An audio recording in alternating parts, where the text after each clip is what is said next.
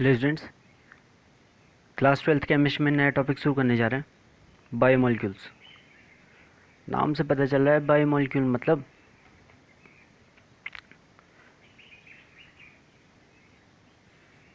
सजीवों में होने वाली जितनी भी क्रियाएं होती हैं। ठीक है, सजीवों में होने वाली रासायनिक क्रियाएं।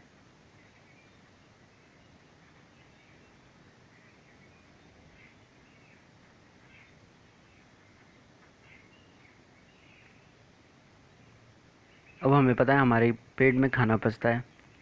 ठीक है, हमें ऊर्जा मिलती है। खाना पचना, इससे क्या होता है?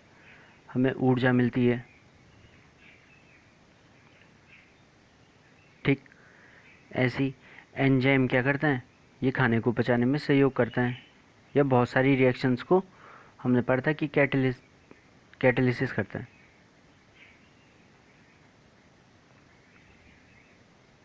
ठीक, तो जो हमारी पूरी बॉडी है, चाहे हमारी बॉडी हो चाहे प्लांट्स हो, उनमें क्या होता है? केमिकल रिएक्शंस की चेन चलती रहती है। ठीक है, वो केमिकल रिएक्शंस जो मॉलिक्यूल्स करते हैं उन्हें बोलते हैं बायो मॉलिक्यूल्स। ठीक, तो यहाँ पे इसकी डेफिनेशन लिखिए। जैव अणु जटिल तथा जीवन रहित पदार्थ है जो जीवन को आधार प्रदान करते हैं, अर्थात ये न केवल जीवित प्राणियों के निर्माण में भाग लेते हैं अपितु इनकी एवं पोषण हेतु भी उत्तरदायी होते हैं।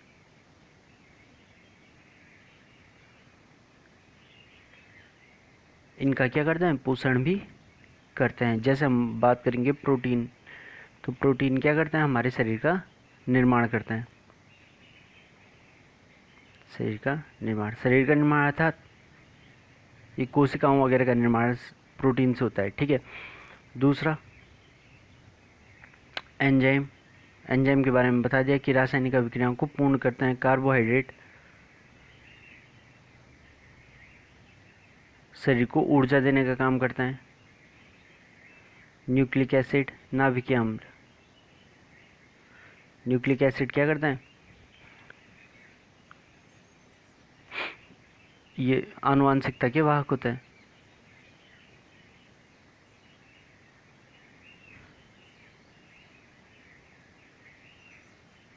ठीक, तो ये हमारे पास क्या है? बायोमॉलिक्यूल्स हम कई टाइप के होते हैं। तो हमारे पास जो इस समय सिलेबस में है वो है carbohydrate, alpha amino acid, protein, enzyme और न्यूक्लिक एसिड। ठीक, अब हम बात करेंगे पहला जो बायोमॉलिक्यूल हमारे पास वो है कार्बोहाइड्रेट। ठीक, नाम से पता चल रहा है कार्बोहाइड्रेट। कार्बो मतलब कार्बन, हाइड्रेट मतलब H2O। कार्बन के जो हाइड्रेट्स होते हैं उन्हें बोलते हैं कार्बोहाइड्रेट। ये पहली परिभाषा थी पुरानी वाली। ठीक, तो जिनके पास ये वाला फॉर्मूला रहता है ना, CHH2Y, उन्हें सामान्य रूप से कार्बोहाइड्रेट कहते हैं। ठीक, यहाँ पे इसकी डेफिनेशन में कार्बोहाइड्रेट प्रकृति में पादप तथा जंतुओं में पाए जाने वाले कार्बनिक यौगिक हैं। ये मुख्यतः पादपों में पाए जाते हैं। पौधों का लगभग 70% भाग कार्बोहाइड्रेट से बना होता है। इनमें कार्बोहाइड्रेट का संश्लेषण प्रकाश संश्लेषण द्वारा होता है। पौधों में कार्बोहाइड्रेट कैसे बनते हैं? प्रकाश संश्लेषण के द्वारा बनते हैं। ठीक है, प्रकाश संश्लेषण मतलब फोटोसिंथेसिस।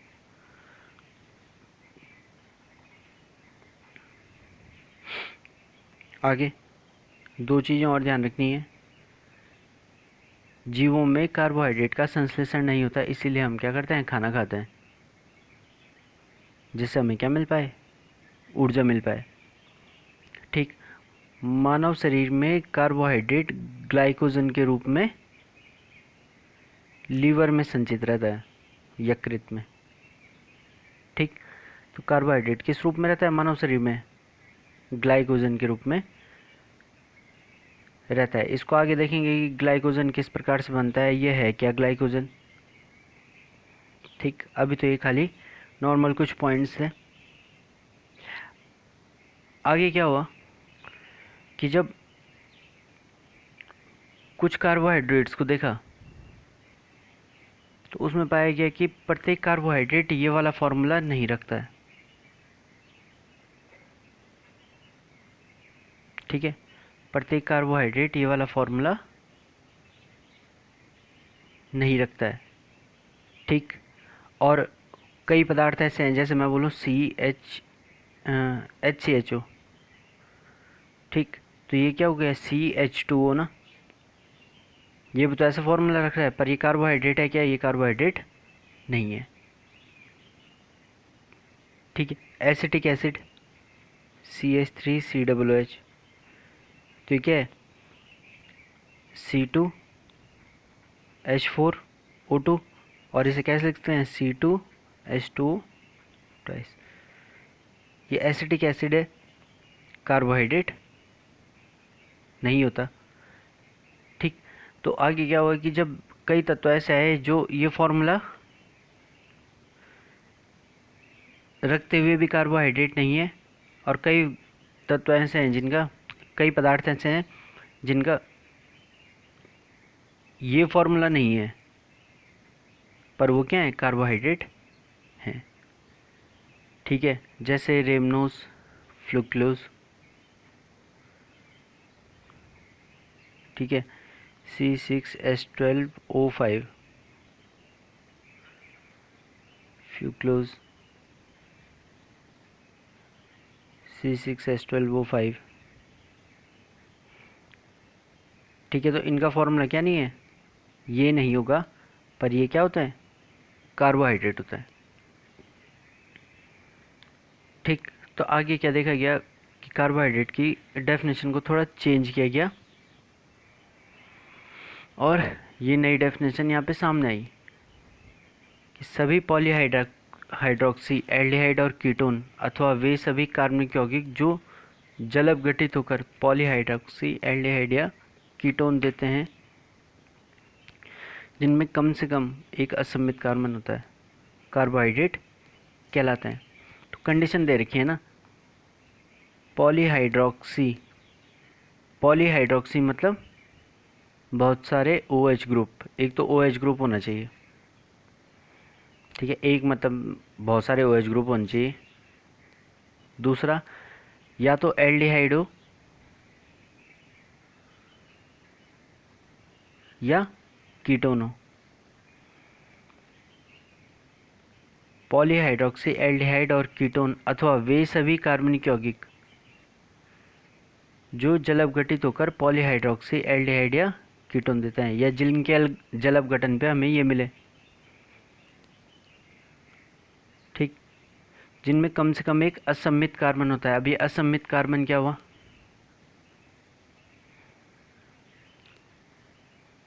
असममित कार्बन, असममित कार्बन होता है कायरल कार्बन। ठीक है, कायरल कार्बन हुआ sp3 हाइब्रिडाइज कार्बन,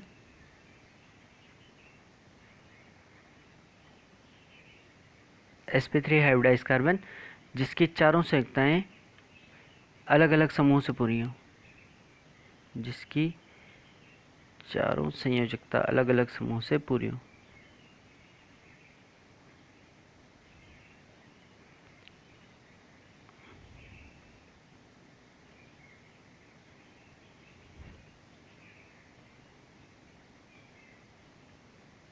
जैसे ABCD, ये कार्बन sp3 हाइब्रिडाइज है क्योंकि चारों सिंगल बॉन्ड बना रहा है। ठीक है, और मैंने 4 अलग अलग ग्रुप जोड़े हैं इसमें, तो ये क्या हो गया, हमारे पास एक असममित कार्बन हो गया। तो कंडीशन आ गई है हमारे पास, पहले तो बहुत सारे OH ग्रुप होने चाहिए, एल्डिहाइड या कीटोन हो, यह जलअपघटन पे एल्डिहाइड और कीटोन, पॉलीहाइड्रोक्सी एल्डिहाइड या कीटोन मिले, और उनमें भी एक क्या होना चाहिए, एसिमेट्रिक कार्बन होना चाहिए, कायरल कार्बन होना चाहिए, कम से कम एक। अब आता है क्लासिफिकेशन ऑफ कार्बोहाइड्रेट। कार्बोहाइड्रेट्स का क्लासिफिकेशन किस तरीके से करते हैं। कार्बोहाइड्रेट्स को सैकेराइड भी बोलते हैं। ठीक, क्योंकि एक सैकराइड वर्ड बार बार आएगा ना। तो अभी क्लासिफिकेशन देख लेते हैं इसका फटाफट। कार्बोहाइड्रेट्स को क्लासिफाई किया जाता है बहुत सारे बेसिस पे। पहला है बेस्ड ऑन हाइड्रोलिसिस,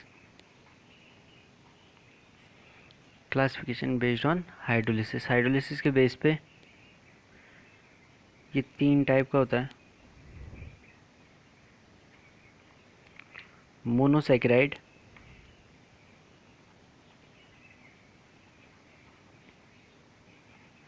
ओलिगोसैकेराइड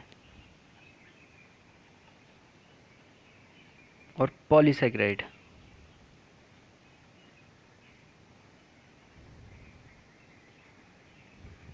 ठीक, मोनोसैकेराइड, ओलिगोसैकेराइड और पॉलीसैकेराइड। हाइड्रोलिसिस जैसे ऊपर लिखा था ना, या अथवा वे सभी कार्बनिक यौगिक जो जल अपघटित होकर पॉलीहाइड्रोक्सी एल्डिहाइड या कीटोन देते हैं। तो अगर जो कोई बड़ा मॉलिक्यूल है वो जल अपघटित होगा, मतलब जल अपघटित होगा, तो वो क्या दे सकता है? एल्डिहाइड, ये पॉलीहाइड्रोक्सी एल्डिहाइड या कीटोन दे सकता है। हाइड्रोलिसिस, मोनोसैकेराइड का हाइड्रोलिसिस नहीं होता। ठीक है, जिनका वो कार्बोहाइड्रेट जिनका हाइड्रोलिसिस नहीं होता है। ठीक है, ये क्या है? प्राइमरी यूनिट है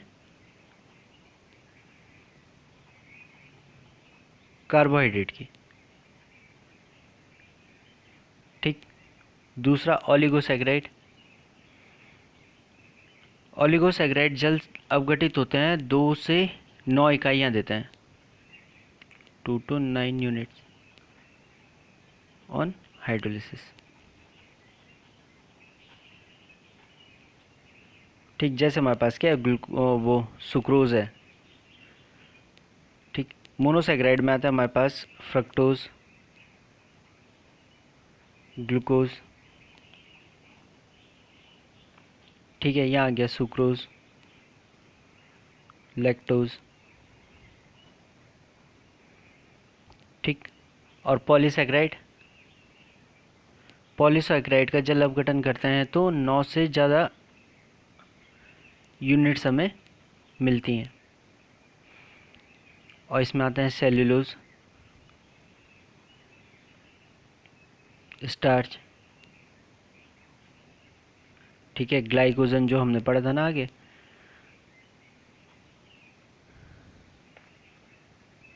ठीक, तो हमारे पास इसका क्या है, हाइड्रोलिसिस के बेस पे क्लासिफिकेशन है कि क्या हाइड्रोलिसिस करने पे हमें कितनी यूनिट मिल रही हैं।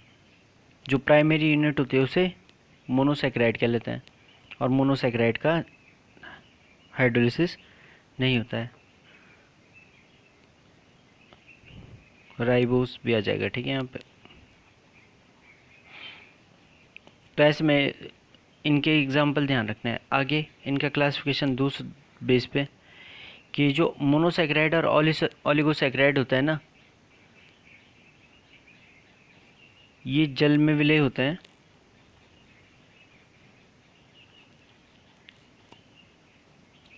ठीक, और दूसरा स्वाद में मीठे होते हैं। ग्लूकोज सबने खा रखा है ना, तो बस चीनी, सुक्रोज क्या हुआ? चीनी हुई। तो जल में विलय होते हैं, स्वाद में मीठे होते हैं, तो इन्हें बोलते हैं, क्या बोलते हैं? शुगर।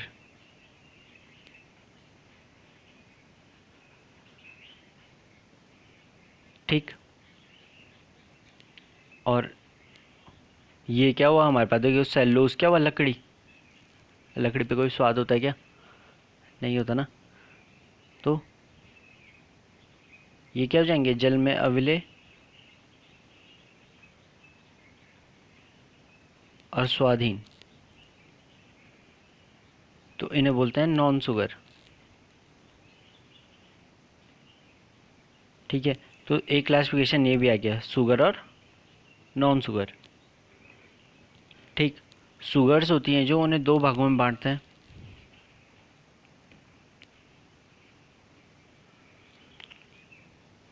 शुगर कौन हो गए? शुगर बोला तो मोनोसैकेराइड और ओलिगोसैकेराइड। तो दो टाइप की होती हैं शुगर, रिड्यूसिंग और नॉन रिड्यूसिंग।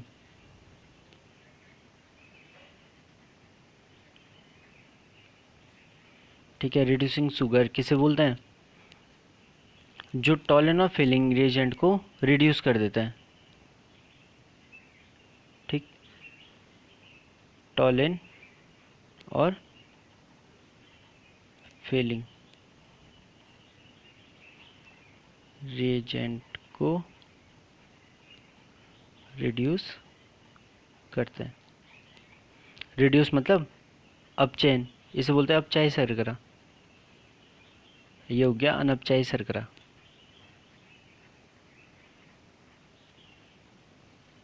ठीक हो गया। तो यहाँ पे क्या हो जाएगा? रिड्यूसिंग शुगर तो इन्हें क्या कर रहे हैं? अपचयित कर रहे हैं। तो नॉन रिड्यूसिंग इसे अपचयित नहीं करेंगे। ठीक, रिड्यूसिंग शुगर के एग्जांपल है हमारे पास ग्लूकोज, फ्रक्टोज। ठीक, आगे लैक्टोज, माल्टोज। और non reducing sugar, non reducing हो जाएंगे हमारे पास सुक्रोज और सारे पॉलीसैकेराइड। सुक्रोज और सारे पॉलीसैकेराइड। ठीक, तो ये हमारे पास एक बेसिक सा क्लासिफिकेशन था। एक क्लासिफिकेशन और आता है एल्डोज और कीटोज। एल्डोज एंड कीटोज, ये क्लासिफिकेशन भी है। एल्डोज मतलब वो कार्बोहाइड्रेट जिनमें एल्डिहाइड एक ग्रुप होता है।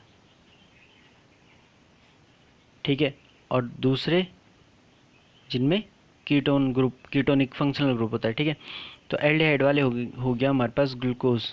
ये ध्यान रखना है कि ग्लूकोज में क्या होता है? एल्डिहाइड फंक्शनल ग्रुप होता है। और कीटोन में क्या है? फ्रक्टोज। तो फ्रक्टोज क्या शुगर है? कीटोज शुगर है। और ग्लूकोज क्या शुगर है? एल्डोज शुगर है।